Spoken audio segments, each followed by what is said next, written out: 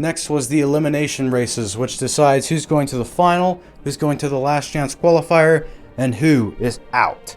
The first elimination race saw Waleed on pole, but unfortunately his wheel was cranked all the way to the left, sending him immediately into the wall and dropping him back into third place before the race had really even begun. All that you need in elimination races in second place, and Waleed had the pace to make his way past Garrett, but the pressure of making that mistake forced him into even more mistakes, him spinning out at the end of lap 1 and making that gap even bigger.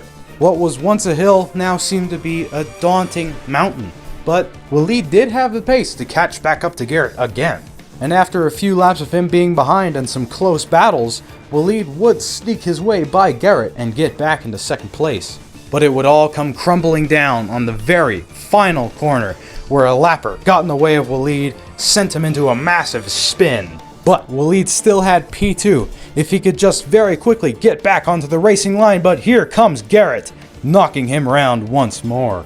It was a desperate and unsafe rejoin from Waleed, and unfortunately he has to go to the last chance qualifier, Jackson and Garrett making their way into the final immediately.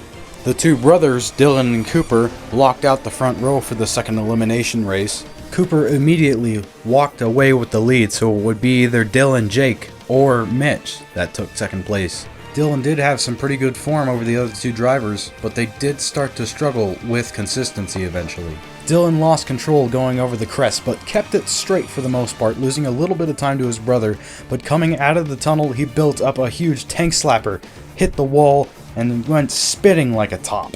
This gave Jake second place for a handful of laps, but eventually he got the braking wrong and gave it right back to Dylan. Jackson, Garrett, Cooper, and Dylan will be going to the finals, but we still have two more drivers that we can pick, and they too will race in the final.